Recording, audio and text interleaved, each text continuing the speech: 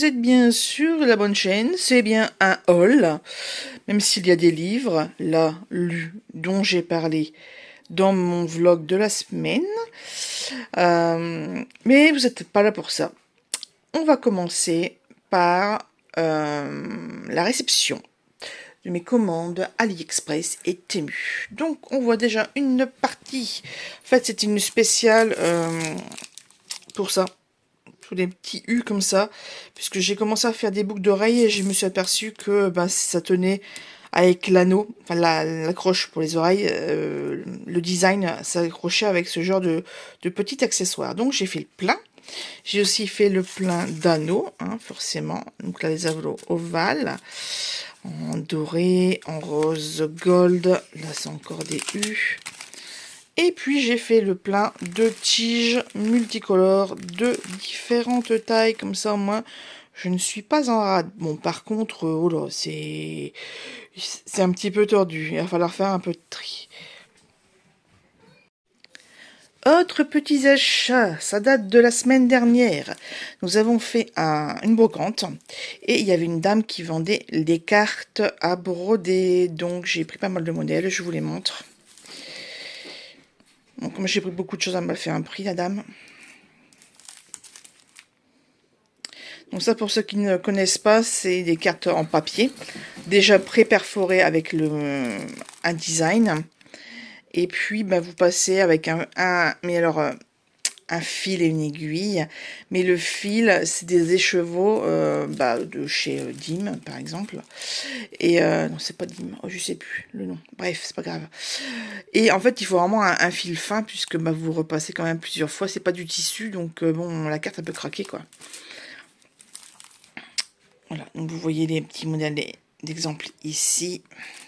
Et après, j'ai pris les grands classeurs, où il y a plusieurs modèles, comme vous pouvez voir ici.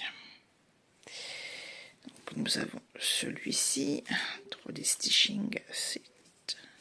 Moi, en fait, j'ai connu sous ce forme-là quand on allait chercher, enfin, qu'on allait dans les salons, il y a une bonne quinzaine d'années. Donc il y avait Creativa, notamment celui de Bruxelles, et avec l'association dont je faisais partie, on a acheté ce genre de choses, parce que initialement, l'association, c'était les brodeuses. C'était Bovigny, Boyev, Broderie, les 3 B, dont j'étais la trésorière dernièrement, mais ça fait très longtemps que c'est terminé. Je passe à une autre table. Bon, il n'y a pas grand chose, c'est juste 4 boîtes en plastique et un plaid tout rose, tout joli. Je vais mettre dans l'autre sens. Alors 1,50 m sur 2 mètres. Voilà, parce que je n'avais pas trouvé la couleur rouille comme... Peut-être que j'en ai déjà parlé, c'est pas grave. Mais voilà, donc ça en fait, les boîtes là, c'est pour ranger notamment ceci et ce qu'il y a aussi sur la table. Je vous montre tout de suite. Voilà la table. Bon, je vous montre la commande Temu et après on va s'installer pour vous montrer les achats chez la bouquinerie du Sar. Donc là nous avons un dies de découpe mot. Ça c'est pour ma tante puisque j'ai un peu fait l'achat en double, donc elle va en récupérer un. Les petits chats. Ça c'est vieux ça. Ah non, c'est pas vieux ça, c'était pour les dice derrière que je l'ai pris. Voilà, des colombes. Vous voyez un peu les dies à l'écran. Là, je pensais qu'il était plus petit celui-ci de dies. C'est une grande croix avec une forme de colombe évidée à l'intérieur et une fleur à la base. Je pensais qu'il était plus petit. Là, c'est pareil. Le cœur froissé avec une croix, je pensais que c'était plus petit. Idem. Et après, c'est que des plioirs à gaufrer. Là, donc là, c'est des pommes de pin. Là, c'est des champignons. Nous avons un pan, voilà. D'ailleurs, quand ma tante a su que j'avais commandé un pan, elle en a voulu un autre. Donc, bon, bah, je vais y commander un. Ici, des vaguelettes qu'on peut faire dans les deux sens. Celui-là, je l'aime bien. Je l'avais jamais vu ailleurs. Un carré avec des petits, avec des cercles et des petits points. Celui-ci. Et c'est vraiment pas mal aussi, celui-là, j'aime bien. Celui-ci, voilà, donc c'est un carré avec des instruments de musique sur la périphérie. Et ici, je ne l'ai pas encore ouvert, ce sont des stencils en plastique. Voilà, donc là, il y a des branchages. Là, on a des notes de musique et après, je ne sais plus. Ouh là là, oui, avant de vous montrer les livres, je vous montre mes achats de chez Action. Il y a des nouveaux stickers, comme vous pouvez le voir. Voilà. La thématique enfant. Là, nous avons de la verdure, un petit lapin, on l'a déjà vu ailleurs, le petit lapin.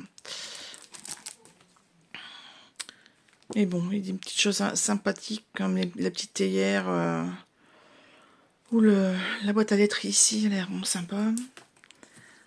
Tout est mis à l'envers. Bref, désolé. Je ne suis pas organisée, c'est un peu un book haul, enfin un haul général, un peu à l'arrache. Là, très très jolie cette stickers de famille. Alors en fait, pourquoi je continue à acheter des emboss stickers de chez Action? Parce que déjà ils sont très très jolis. Et puis contrairement à ceux que je peux trouver chez AliExpress ou Temu, il y a des petits éléments. Parce que chez Temu, c'est vraiment des grosses pièces comme ça qui font environ 4-5 cm. Et bon, des fois, on a juste besoin d'un petit truc, quoi. Voilà, là, la petite chaîne de maison, vraiment très très sympa. Côté jardinage et printemps. Bon, même automne, hein, parce que là, il y a quand même... voilà, en automne, on continue quand même un peu à jardiner. Ici, un peu chic bohème. J'en ai pris qu'un, celui-ci, il me semble. Là, alors par contre, cette thématique, cette planche-là, on a bon une grosse guêpe, donc là, franchement, on peut dire que... je sais plus ce que c'est les parasites, là, enfin les mauvaises guêpes en ce moment. Je ne sais plus. Je cherche mes mots tout le temps, donc vous ne vous inquiétez pas. C'est encore pire que d'habitude. Là, on a côté miel, viennoiserie, pâtisserie. Donc, je l'ai pris en 2 fois. Ouais, dans les... les abeilles sont vraiment faites en format énorme. C'est pas super, super sympa, mais bon, c'est pas grave. Là, je vous l'ai déjà montré, le petit lapin. Et les enfants aussi. Et j'allais spécialement chez Action pour choper ce set de tampons. Alors, je ne savais pas que c'était en format A4. C'est au bout de plusieurs visionnages de d'EcoCraft sur Instagram que j'ai remarqué la mention ici A4. Je suis bah ouais, bah, je cherche pas dans le moyen. Bah, voilà, donc voilà, notamment pour les houes comme ça que je cherchais.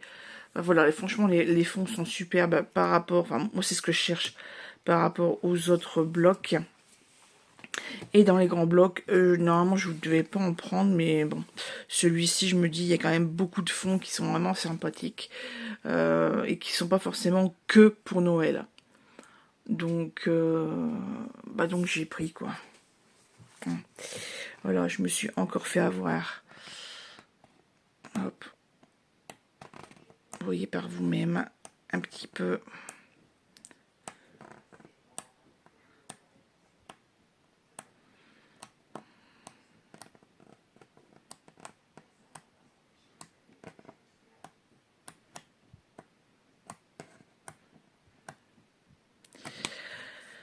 Voilà pour le bloc 30-30. Et il y en a, j'en ai pris encore un autre. Un 15-30. Ben voilà, je vous laisse regarder un peu les designs sur la couverture. Allez, je range tout ça. Et puis, comme je vous le dis, on va passer à la bouquinerie du Sahara. Ah y est, je suis bien installée à mon bureau pour vous montrer l'énorme quantité de livres que j'ai trouvé à Villeneuve d'Ascq, donc à l'entrepôt de la Bouquinerie du Sard. Donc pour rappel, c'est une association qui permet de créer de l'emploi pour les personnes qui en ont besoin. Je vous laisse aller voir le site internet qui explique très bien la chose, contrairement à moi. Voilà. C'était une opération car il y avait... En fait, ils changent d'entrepôt. Donc, pour un minimum de transfert, ils ont ouvert les portes et fait une vente de livres et autre chose. Parce que mon homme a trouvé des boîtes de jeux et aussi un DVD, un lot de DVD. Donc, mais principalement à 99%, c'était des livres à 1 euro. Voilà. Sachant que sur le site internet, on peut en trouver à 1 euro, mais certains peuvent monter à beaucoup plus, genre 5, 6, 7, 8 euros, selon ce que c'est, quoi. Si c'est un dictionnaire ou si c'est un truc, un guide touristique, une encyclopédie, enfin voilà, voilà. Moi, j'ai pris, comme d'habitude, hein, c'est-à-dire des romans, voilà.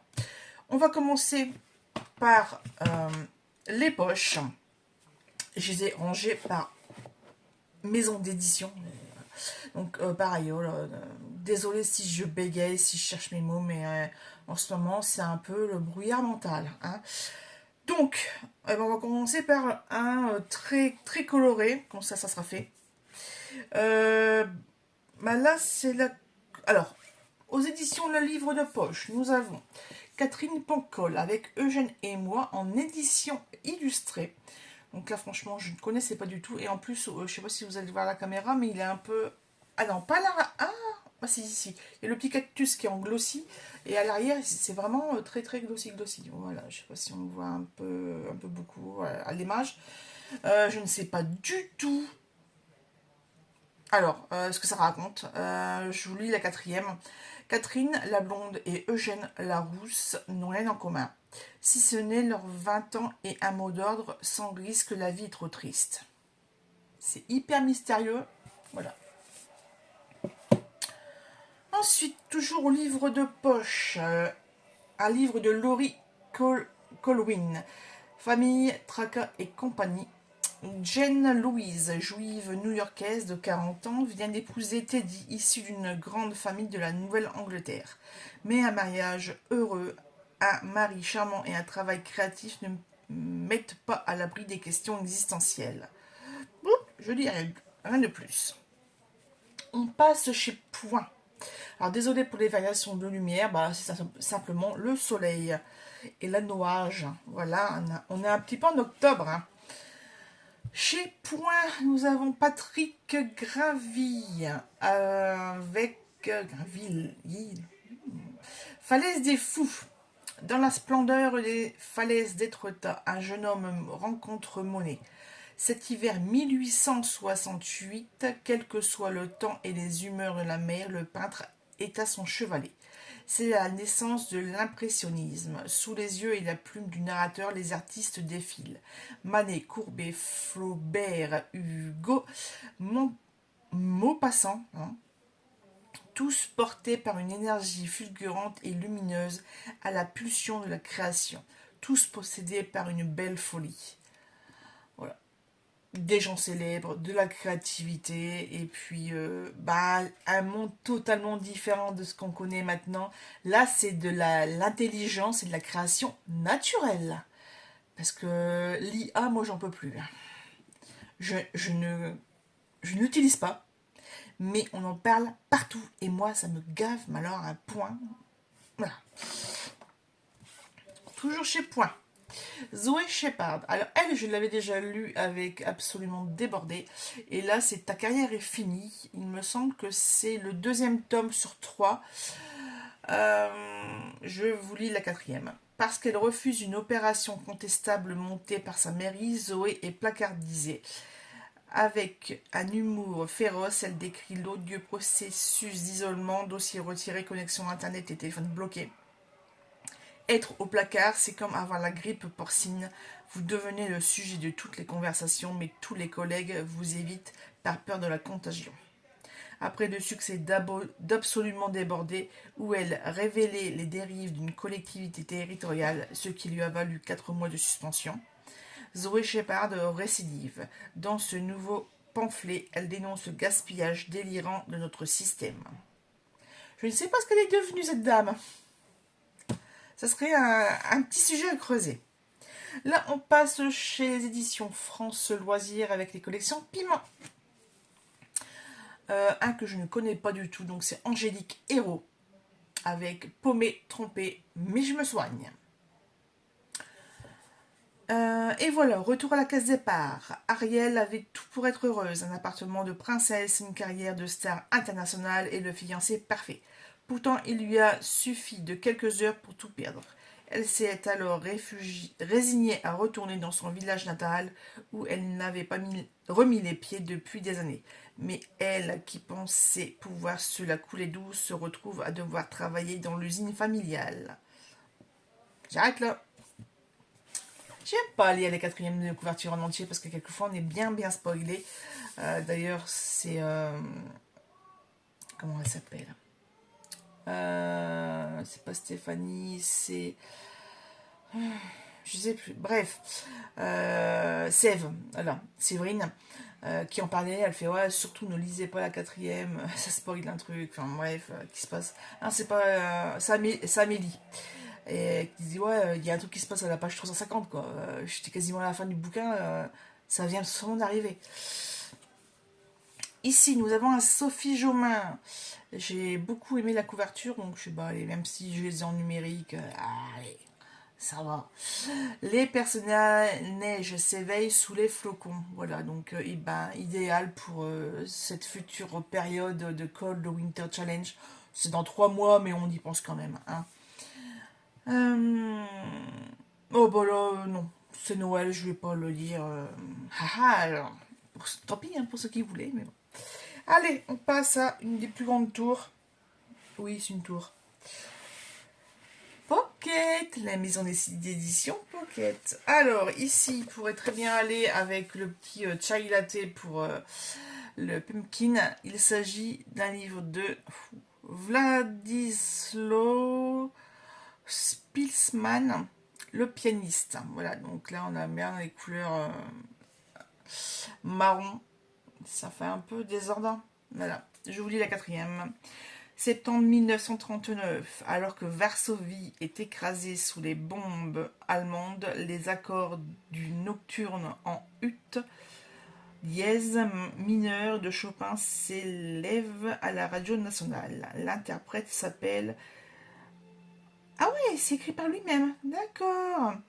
Bon bah c'est l'auteur que je vais nous lire.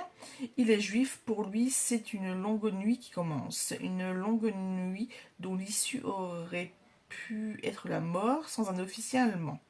Wilm, le plus improbable des sauveteurs, hanté par l'atrocité des crimes nazis, il va protéger et sauver le pianiste. D'accord. Donc l'auteur est mort en 2000 à Varsovie.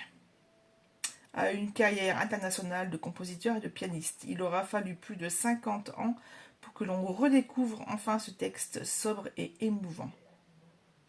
Ouais, bah, ça promet. Hein. Franchement, très hâte de lire. En plus, voilà, c'est autobiographique, donc je pense que ça va être poignant. Un autre style complètement différent. Donc là, c'est Chiara. Non, Chiara. Je vais y arriver. Bon, je vous laisse lire. Moscardelli. Le titre, c'est Quand on s'y attend le moins. Donc, c'est quand on s'y attend le moins que l'amour vous tombe dessus, disait la grand-mère de Pénélope. Même si Pénélope, indécrottable célibataire milanaise, serait plutôt du genre à tomber sur l'amour et lui casser une jambe au passage. La preuve, elle vient de lui rouler dessus à vélo. L'amour a donc l'air ténébreux, les yeux verts et un beau plâtre. Bonjour la boulette. Et quand un mois plus tard elle recroise par hasard le bel inconnu, celui-ci ne fait même pas mine de la reconnaître. Il n'a d'ailleurs pas le même prénom. Étrange affaire, et la reine des gaffes et cœur d'artichaut compte bien élucider. Bon bah écoutez, petite romance avec un petit peu d'enquête, cosy glamour on va dire. Hein. Là encore un autre registre, c'est ça que j'ai mis comme ça, j'ai pas mis selon les registres. Là on va être plus dans espionnage, thriller, suspense, avec DB Jones et l'Étoile du Nord. Donc la quatrième est très rapide. Elle est espionne, sa sœur jumelle a disparu. Il est général, elle est criminelle. Leur point commun, un geste, un mot, et c'est la mort. Au suivant. Avec Catherine Banner et la maison au bord de la nuit. Voilà, une belle couverture, une belle photo. Castellamar, c'est un caillou perdu au large de Syracuse, une île de légende et de malédiction. Là, le jeune médecin Amadeo Esposito trouvera son premier poste et posera pour toujours sa valise. Malgré les tranchées de 1914, malgré le fascisme, les ragots, les scandales, celui qui naquit à Florence sans parents ni famille y fondera la sienne, les siennes. C'est ici, dans la maison au bord de la nuit, que 3 générations d'Esposito vont vivre, mourir, aimer, se déchirer, s'effondrer et se relever sous le regard de la sainte patronne locale, Santa Gata, toujours prompte à réaliser quelques miracles. D'accord, ouais, donc c'est vraiment la maison qui fait le ciment de l'histoire.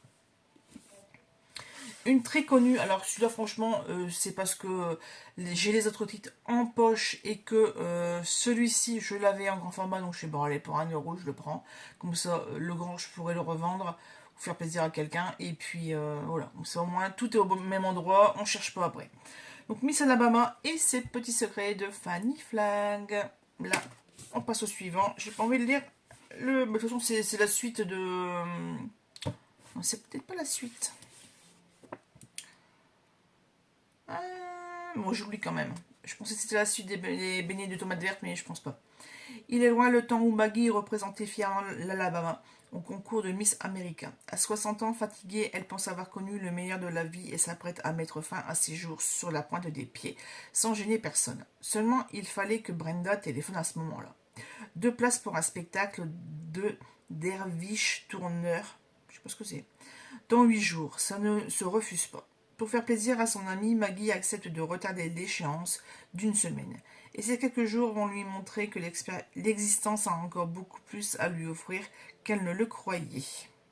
Et bah très bien ça, donc ça n'a rien à voir avec ce que je pensais. On enchaîne avec quelque chose d'un peu plus glauque, je pense, puisque là nous avons un cercle en métal recouvert de neige, voilà. Franck Delannay avec Les Enfants de la Nuit. 3 ans que Madeleine a été assassinée sans que la police ne découvre le moindre indice. Nicolas Newman, le seul homme qu'elle ait jamais aimé, était leur seul suspect. Et voilà que les Icare, le couple de Hongrois, ramènent Nicolas 3 ans en arrière avec une simple photo.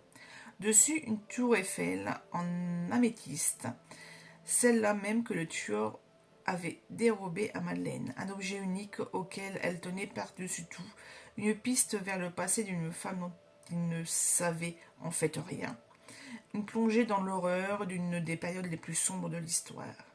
Donc le Times indique un des thrillers les plus puissants qui nous ait été donné de lire. C'est un titre qu'on n'oubliera jamais. Bon, si le Times me le dit. Le dernier de chez Pocket, nous avons Inconnu, Isabelle Wolf, avec 2 F, parce qu'il y a aussi Isabelle Wolf avec un seul F. Donc là, c'est un amour vintage. Alors, Phoebe s'est lancée. La voilà heureuse propriétaire d'une boutique de vêtements vintage.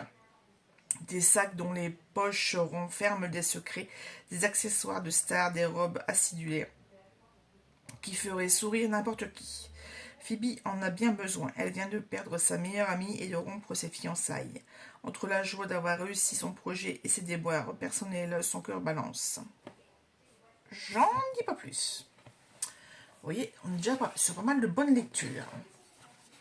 Alors, là, non, là c'est les mélanger, je les ferai après. Là, on va passer à la maison d'édition J'ai lu. Celui-là, vraiment, je l'ai pris mon dernière minute. J'ai vu le nom, je suis ah bon, il y a qu'un bouquin, lui. J'ai pris, j'ai mis dans le sac. J'ai pas cherché à comprendre. Nicolas Sirkis, voilà. Les mauvaises nouvelles. En plus, la couverture est plutôt énigmatique, plutôt sympa. Donc, ça a été édité quand? C'est pas marqué. C'est pas marqué. Bref.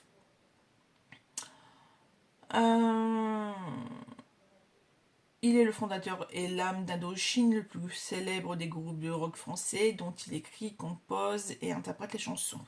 Les mauvaises nouvelles et son premier livre. Voilà. Ah, c'est un roman.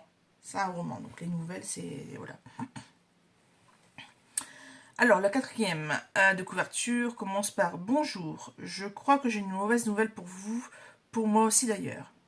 Un adolescent qui souhaite se suicider, un jeune homme qui parcourt tout Pékin pour sa fiancée, un dompteur de puces dont les petites chéries lui permettent de réaliser son rêve, passer chez Michel Drucker, des membres influents de la jet-set bordelaise qui se suicident sur un air de Chet Baker, un président dément qui rêve de tuer tous ses concitoyens. 13 nouvelles, ah bah c'est des nouvelles quand même alors, 13 nouvelles inattendues, à la fois drôles et grinçantes, charmantes et perverses, quotidiennes et fantastiques, empreintes de l'univers de l'artiste, mais aussi inspirées de Marguerite Duras, Pierre Loti ou encore J.D. Salinger. Et vraiment, je ne savais pas du tout qu'il avait écrit ça. Ouais. Il n'y a pas d'illustration, il n'y a pas de photo, il n'y a rien dedans. Bref. Au niveau illustration, je l'ai vu, ah tiens, je ne sais pas, non j'ai vérifié, je ne l'ai pas celui-ci. Donc c'est Véronique Chauvy avec le titre Aux douceurs du temps. Voilà. Donc une façade de magasin toute rose et toute mignonne avec des bonbons et des gâteaux en couverture. Ça donne juste trop faim, il y a un petit peu bientôt 16 heures. Voilà. Donc, Clermont-Ferrand, 1892. Quand Juliette apprend qu'elle est l'héritière d'une confiserie léguée par un oncle dont elle n'a jamais entendu parler, elle comprend que cette nouvelle va changer son destin. Happée par la curiosité, elle accepte de visiter cette boutique si bien nommée Aux douceurs du temps. Saura-t-elle également les plus... saura-t-elle égaler pardon, j'ai oublié un mot. Les plus grands artisans de la ville, malgré l'opposition de son père et les manigances de ceux pour qui elle représente une future concurrente, une femme qui plus est, sa décision est prise. Elle sera confiseuse, envers et contre tous.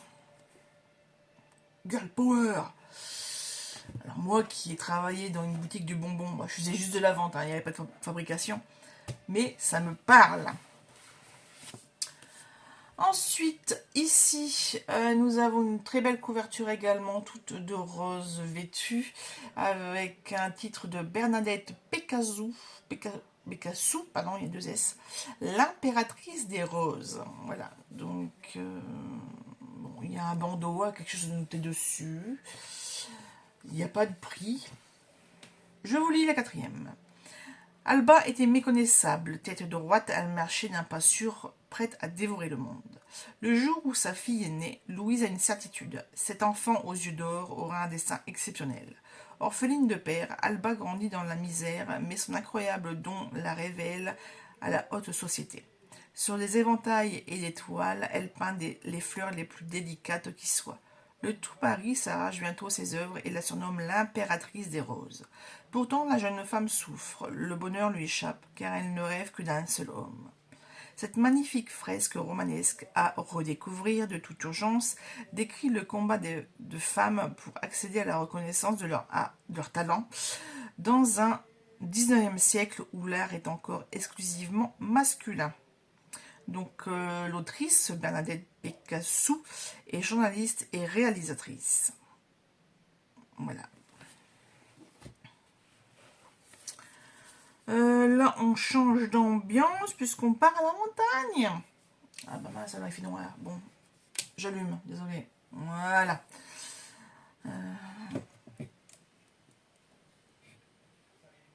Voilà, il y a un peu plus de lumière, ça va un peu mieux. Alors, nous avons ici, à titre de Roger Frison Roche, Les montagnards de la nuit. 1943, partout la guerre, même en Savoie, des hommes ne cèdent pas. Sous le couvert des sapins, ils s'organisent à l'abri des hautes vallées neigeuses. Ils sont 3 combattants de l'ombre. Rivier, le héros du pays, l'ancien de l'armée des Alpes. Laurent, le grand gosse que les épreuves vont transformer en chef.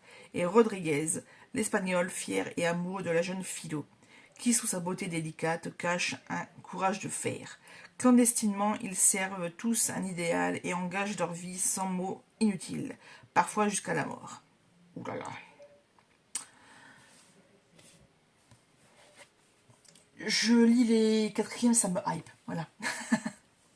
Ici, nous avons Le langage des fleurs, écrit par Claudie. Je sais pas comment on dit, un Zinger, je sais pas. Bref. Je sais même pas si elle est française ou si c'est... Attendez, je regarde.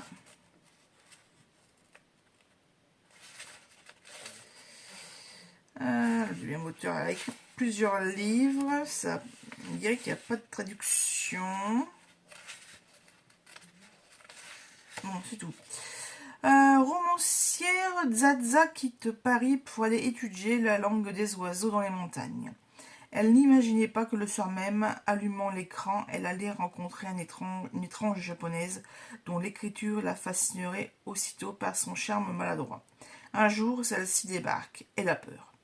Pourquoi ces 2 jeunes femmes fuient-elles ensemble à travers les forêts de nuit? Qu'est-ce qui les lie? Qui les poursuit? Artiste et écrivaine Claudie Hunzinger a fabriqué des livres en foin, écrit des pages d'herbe, défié les bibliothèques en cendres. Elle est notamment l'autrice de La survivance et Les grands cerfs, le prix décembre 2019, toutes disponibles chez J'ai lu. Un chien à ma table, son dernier roman paru chez Grasset, a reçu le prix Féminin 2022. Donc c'est quand même quelqu'un d'assez connu, parce que Un chien à ma table, je l'ai déjà entendu, ce titre-là. Donc pour les éditions J'ai lu, j'ai terminé. On va passer aux éditions 10-18. Ah oui, non, mais quand je vous ai dit que j'avais craqué mon slip, voilà quoi. 2 combats de course. Hein. 2 combats de course. On est qu'à la moitié là. Voilà. Accrochez-vous. Nous avons ici, donc édition 10-18, Pascal Mercier, Train de nuit pour Lisbonne. Éminent professeur de latin, Raymond Georgius mène à Berne une existence morne. La vision d'une femme sur un pont et la découverte du poète portugais Amadé de Prado bouleverse brusquement sa vie alors que la poésie lui révèle un monde ardent, intime et lumineux. Il prend le premier train pour Lisbonne sur les traces d'Amédée et une nouvelle raison d'être. Voilà. Un voyage et une quête de soi. Là, ici, nous avons... Là, en fait, je le mets de loin exprès parce que de près, on verra peut-être moins. Donc, en fait, les petits points forment une espèce de masque ou de crâne. Voilà, c'est vrai que je m'en suis aperçue que très récemment. Donc, c'est un livre de Adam Ross, Monsieur Pinette. David a toujours aimé sa femme, Alice. Pourtant, parfois, il rêve de sa mort. Mais peut-on être coupable des rêves que l'on fait? Le problème, c'est qu'Alice est morte. Réellement. Pour les 2 policiers en charge de l'enquête, il est clair que son rôle ne se limite pas à celui du mari inconsolable. Dans ce premier roman hypnotique, Adam Ross livre une cartographie acerbe des relations humaines, véritable film noir à la fois surréel, hilar, tragique, captivant. Je vous remets, vous voyez, la couverture est vraiment très très particulière. Celui-ci, ben voilà, j'étais bien contente de le trouver. Maintenant, je suis en galère, il faut que je trouve les autres. Anne Jacobs, Le manoir oublié, donc c'est le tome 1, Les temps glorieux. J'ai pas envie de le lire, la 4e. Là, On passe à quelque chose un peu plus champêtre avec Avril enchantée de Elisabeth von Arnim. Voilà, c'est surtout la couverture qui m'a interpellée. Comment résister à une telle offre? Particulier loup petit château médiéval meublé bord de la Méditerranée. Un jour de pluie et d'autobus bondés, il n'en faut pas plus aux jeunes londoniennes Madame Wilkins et Madame Arbuthnot pour se lancer seuls dans l'aventure et partir sans presque prévenir leurs époux un mois en Italie. Au menu soleil, repos et réflexion. Ils peuvent prendre dans leur bagage, c'est chouette. Ici, encore un livre féminin, Madame Bridge de Evan S. Conill. Monsieur Bridge et Madame Bridge, les deux romans. Ah mince, il y a Monsieur avant. Culte d'Evan S. Conill dépeigne un couple fascinant de petits bourgeois américains des années 1930. India Bridge est mariée à un avocat accro au travail et mère de 3 enfants. Malgré une vie de loisirs et de confort matériel, India est envahie par un sentiment diffus d'insatisfaction, de confusion devant la futilité de sa vie. À coups de pinceau subtil, Evan S. Conill brosse le portrait de cette femme au foyer au bord du gouffre. Voilà, je ne sais pas si c'est des héros fictifs ou pas, mais intéressant. Et là, j'ai vu le nom de l'auteur, j'ai fait pas moyen. Faut que je vérifie si je l'ai ou pas. Il s'agit de Comme toi-même. J'avais adoré Brooklyn. Franchement, ce livre m'a... Voilà, il y a des livres comme ça qui ont...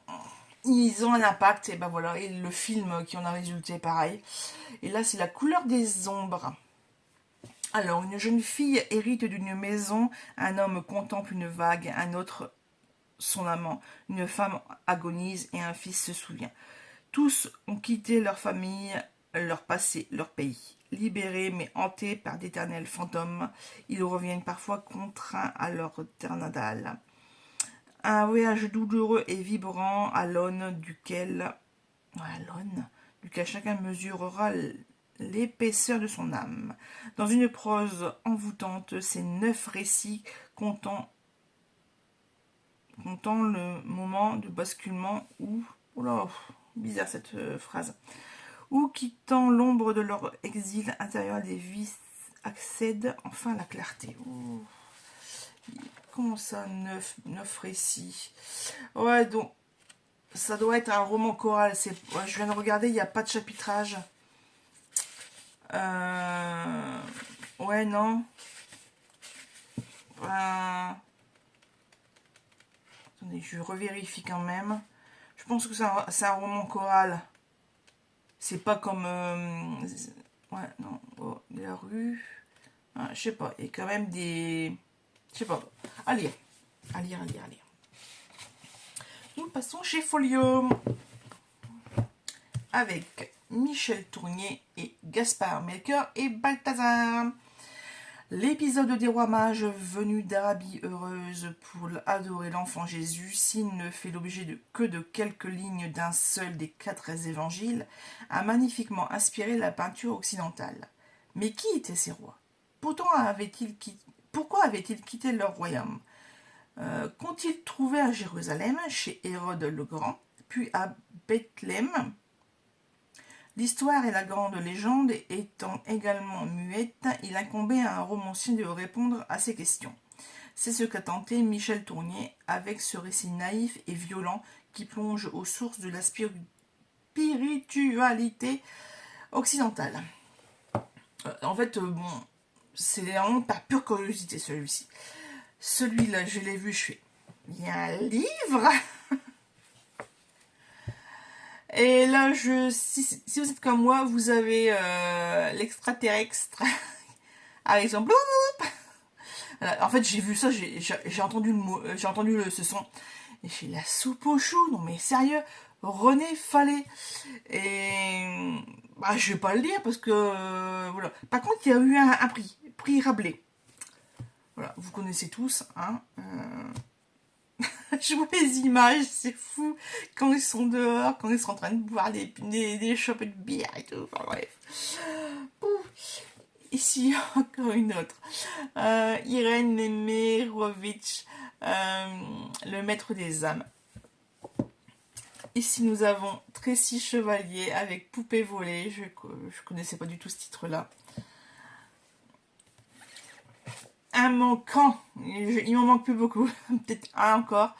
Tracy Chevalier avec La jeune fille à la perle. J'ai vu le film avec Colin First. Magnifique, magnifique. Et c'est aussi Joanna... je sais plus. Bref, l'actrice là est... un petit japonais ou chinois. Ah non, c'est traduit de l'anglais. Kazuo Ishiguro, auprès de moi toujours. Alors ici, Kat, Ruth et Tommy ont été élevés à Elmsham dans les années 90. Une école idyllique dans la campagne anglaise où les enfants étaient élevés dans l'idée que leur bien-être personnel était essentiel à la société. Mais pour quelles raisons les avait-on réunis là? Des années plus tard, Kat tente de trouver un sens à leur passé commun. Avec Ruth et Tommy, elle prend conscience que leur enfance apparemment heureuse n'a cessé de les hanter au point de frelater leur vie d'adulte. Ouais, donc là, l'auteur traite de sujets qui nous touchent de près, la perte de l'innocence, l'importance de la mémoire, la valeur de que chacun accorde à autrui. Ce chef-d'œuvre d'anticipation raconte une histoire d'humanité et d'amour dans l'Angleterre contemporaine. Il est appelé à devenir le classique de nos vies fragiles. Je vous le remontre. Voilà. On va passer une seule maison d'édition. Chez Hauteville, Kimberley McCreag. Ton jour viendra. Donc là, c'est un bon thriller, bon suspense. Connaissez-vous vraiment vos amis? Ah, c'est bon. J'en ai pas plus. Ici, Marie Kubica. Ne pleure pas. Alors, je sais pas si elles sont jumelles, en tout cas. Esther et Queen partagent un appartement à Chicago. Quand Esther disparaît, laissant derrière elle un désordre qui ne lui ressemble pas, Queen s'aperçoit qu'elle ne sait rien de sa colocataire. Sainte Esther n'est peut-être pas la personne qu'elle croit. Ici, nous avons de Jacques Pampano, conte chinois raconté à Hélène. Bon bah, le résumé est fait. Et pour finir, la couverture était très très sympa, très contemporain. Elodie Eisme et le titre c'est Barbara, esthéticienne et médium chez Michel Lafonpoche. Et bah écoutez, en plus ça se passe dans une ville que je connais. À Aubusson, tout le monde connaît Barbara avec son verbe fleuri, ses talons hauts et son décolleté plongeant. L'esthéticienne passe jamais inaperçue. Pourtant, sous ses airs frivoles, elle cache un passé douloureux.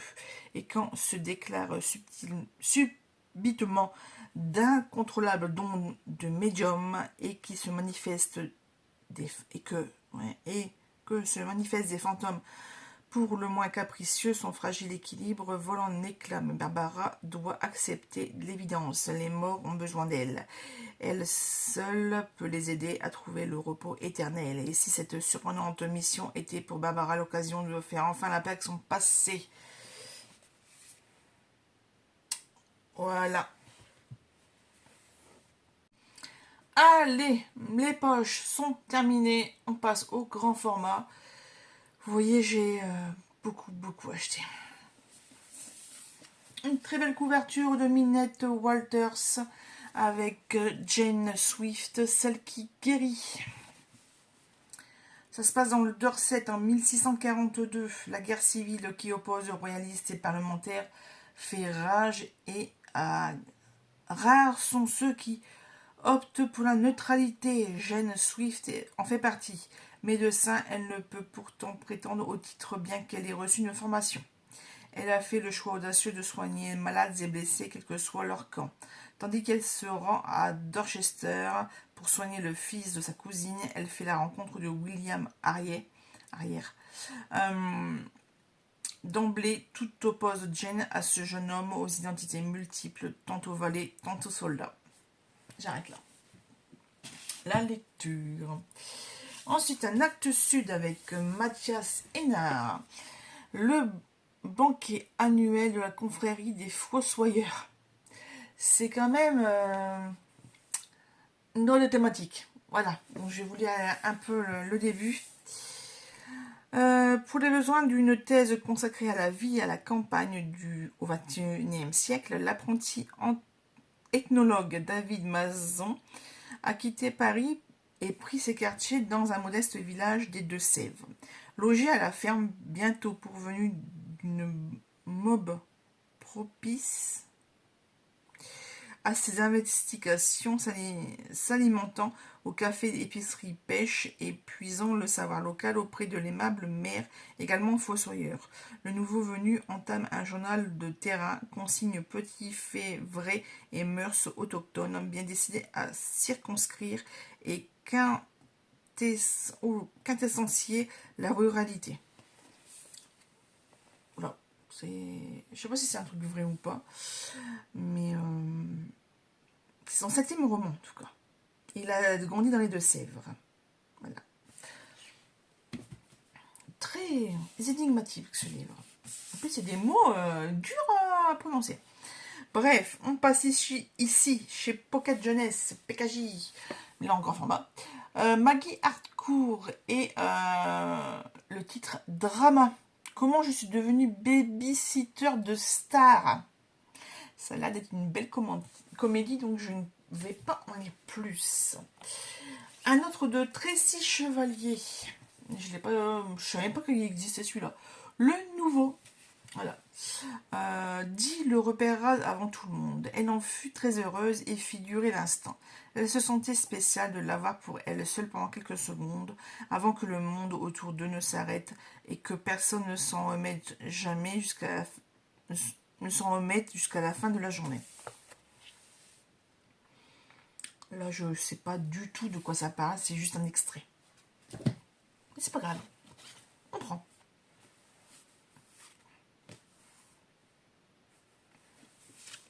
Je pensais que c'était écrit à la main, mais en fait, non, c'est juste l'écriture et c'est vraiment bien imprimé. Là, nous avons La courte échelle, écrit par Marie-Claude. Alors, on ne connaît pas le... Ouais, non, même sur la tranche, voilà, c'est comme ça. Que feriez-vous si un commissaire de police, un jardinier au cœur d'or et une vieille dame au chapeau coloré venaient tour à tour vous emprunter votre machine à laver, votre potager et votre monospace? Alors qu'il frappe successivement à sa porte, Hélène, dépassée par les événements depuis qu'elle élève seule ses enfants, ne s'aperçoit pas immédiatement qu'il pourrait incarner un hasard providentiel. Heureusement, Charlotte, Inès et Jeanne, ces 3 petites filles, ne partagent pas cette certitude et sont déterminées à les laisser entrer dans une maison d'ordinaire si calme, trop calme. Ouh. Lecture... je sais plus, bref. Ici, chez Charleston, nous avons Maria Peters avec Antonia, la chef d'orchestre. Voilà, donc je suppose que là, on voit la statue de la liberté. Donc, New York 1926, la jeune Willie est dactylo en la journée, placeuse au théâtre le soir, dans l'univers enchanté de la musique, sa véritable passion. Si le personnel n'a pas accès à la salle durant les concerts, elle peut se réfugier dans les toilettes des hommes juste sous la scène. Là, elle ferme les yeux et s'imagine diriger la centaine de musiciens. Mais le jour où le théâtre accueille le célèbre chef d'orchestre Megenberg, Willie décide d'assister au concert, quitte à perdre son emploi. Pour devenir chef d'orchestre, Ah oui, donc Willie... Ah, c'est une... Ouais, donc, ouais, c'est une femme.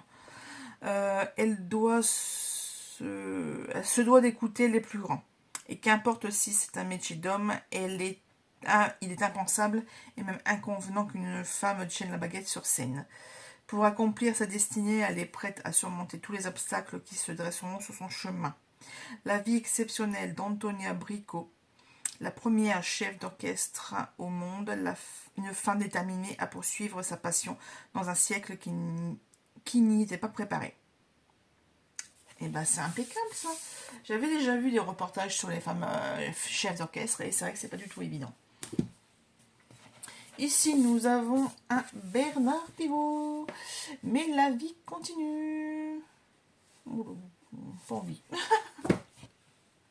C'est surprise, surprise avec moi. Hein. Soit je vous dis tout le truc, soit une partie, soit rien du tout. Ici, nous avons chez un format, il est très lourd. Il n'est pas très très épais, mais il est très lourd. L'histoire de Chicago May. Donc là, c'est Nuela Ophalo. Oula, je commence à fatiguer moi. Il y en a beaucoup. Ensuite, ici, nous avons 1 heure pour convaincre en entretien. Et comme je venais de savoir que voilà, enfin, bref. Lecture très l'actualité.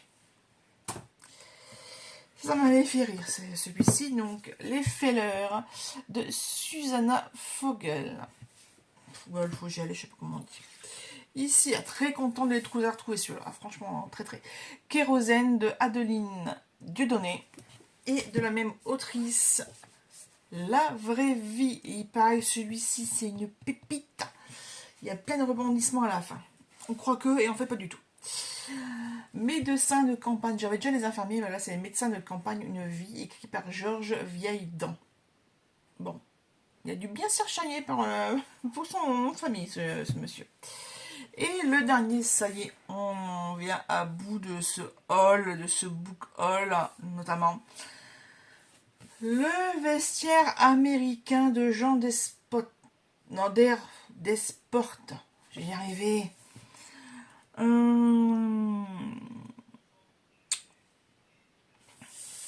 Donc il y a une mise au placard de quelqu'un. Paul Delorme a tout pour réussir. Jeune homme de bonne famille, il travaille dans la finance.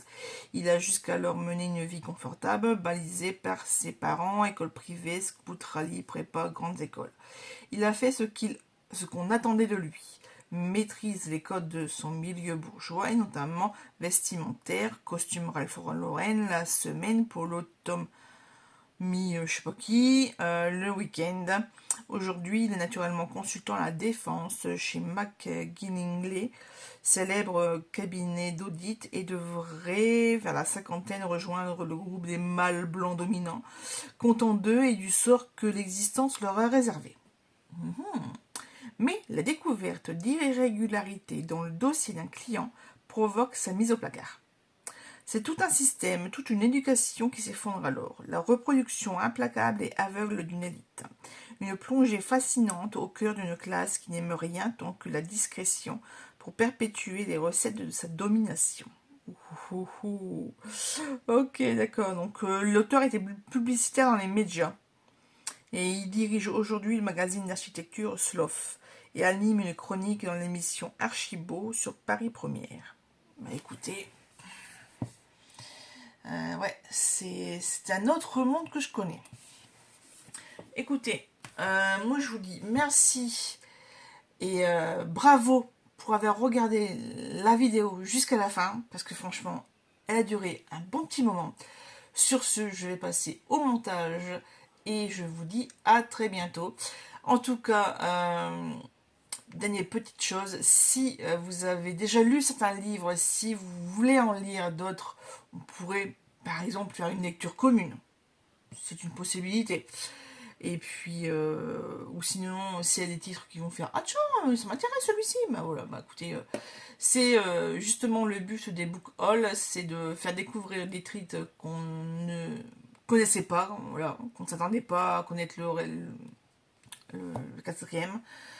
Et puis beaucoup, voilà. Moi, en tout cas, j'ai fait pas mal de découvertes. J'ai trouvé, voilà, comme les colmes, toi, ben. Oh, il faut que je paye à la fin, moi. Voilà, j'ai trouvé des auteurs que je connaissais. Il n'y a pas de titre que je cherchais particulièrement, mais voilà, ça rentre dans la biblio. C'est plus une pile à lire, c'est une montagne, c'est l'Everest, voilà. c'est une bibliothèque personnelle. En tout cas, il faut que j'enregistre tout ça sur Livre Addict, ça va prendre un petit peu de temps.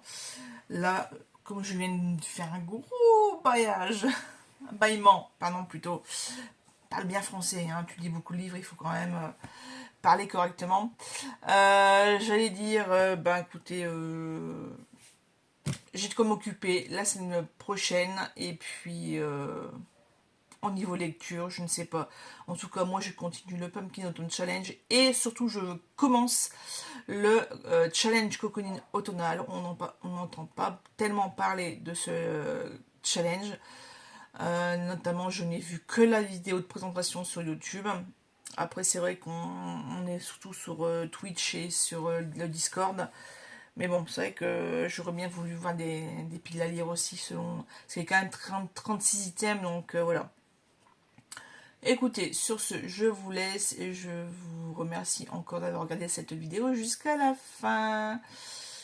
À très bientôt.